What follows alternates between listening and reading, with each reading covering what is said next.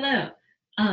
This is a brief introduction to sets. The learning goals for this video are that by the end you should know the definition of a set. You should be able to use some notation for describing sets, and you should know some of the really important examples of sets that we're going to use throughout the whole course. So let's start at the very, very beginning, okay, with the definition. A set is an unordered collection of elements. All right, so one of the first things, or one of the most important things you'll learn in this course is how to think. And in particular, how to think about definitions. So the first thing you should ask yourself whenever you see any definition is, give me an example of that. All right, so let's look at some examples of sets. Here's one example of a set, the set A, B, C. That's a set that has 3 elements. So the elements are between the curly braces, and here the elements are the letters A, B, and C. Because a set is unordered, it doesn't matter how I write the order of the elements. So I could write B, C, A, and that's the same exact set, all right? A different set with 3 elements might be the set that contains the numbers 1, 2, and 3. And the things in a set don't have to be all the same type of thing.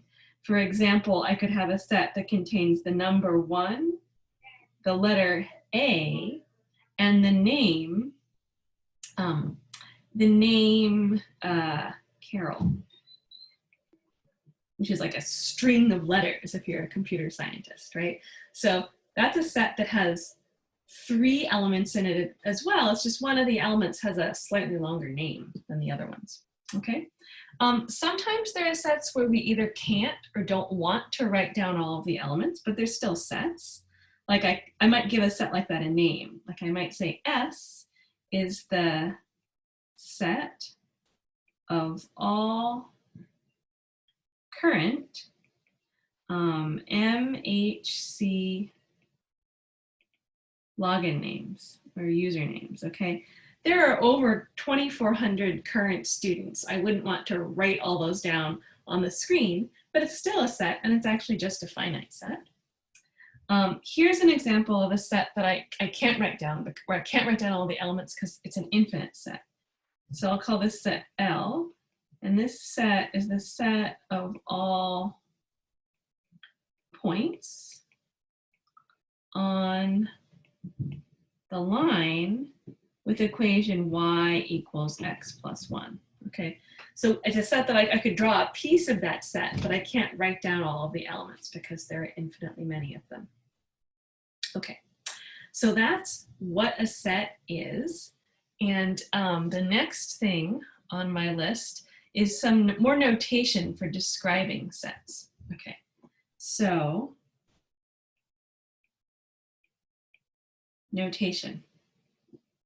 All right, well, I already told you that the elements of a set, the things inside the set, go in between the curly braces. What else should we know? Well, let's give ourselves an example. So let's let X be the set containing the letters little a, little b, and here the set containing little c is an element. So this is a set with 3 elements, and one of them is just fancier than the other 2. One of the elements is a set. Okay, so I might write, if I want to say that A is an element of X, in shorthand notation, what I'll write is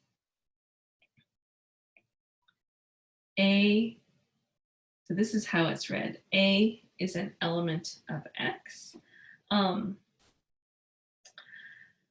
If something is not, so like C is not an element of X, okay? The set containing C is an element of X, but C is not itself an element of X. So I can just put a slash through that, and I get C is not an element of X, but the set containing C, oops. What happened there?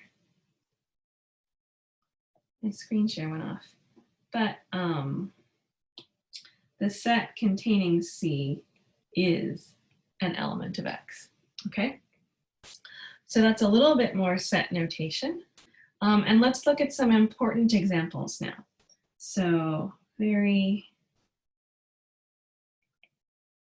important examples. So the examples that I've shown you so far are important for our understanding, but they're just little made up examples, okay? They're not things that you have to remember for all times. The examples aren't the thing. What they show you, what you're thinking is the thing.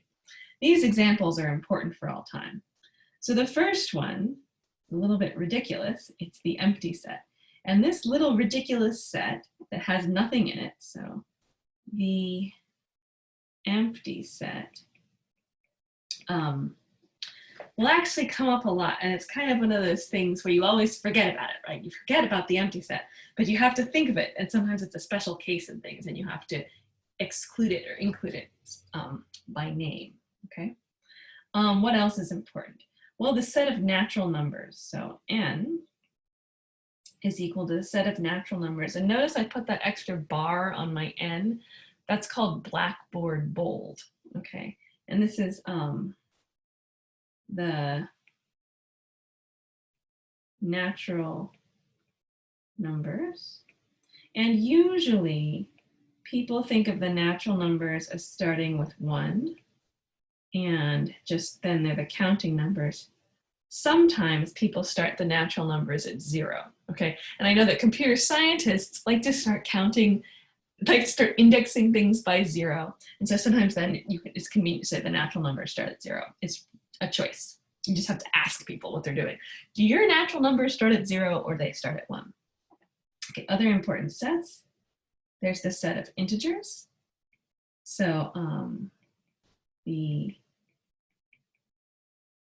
integers, and these, it's an infinite set, and it's all the counting numbers and their negatives at 0. So like, and it goes on forever. There are also the real numbers. So the real numbers, oops, like in calculus, that's the real number line, right? It's infinite and there are no holes in the real numbers. There are the rational numbers. Rational numbers.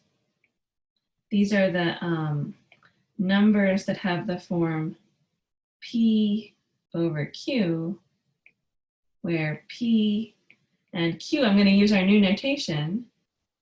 Think, what does that mean? P and Q are integers, and Q can't be 0 because we're dividing by it. Okay, so those I think are our most important sets. And now that we have them, there's one more piece of set notation, set building notation, and it's called set builder notation. Okay, and it allows us to talk about special elements of sets like with special properties. For example, I might write down the following.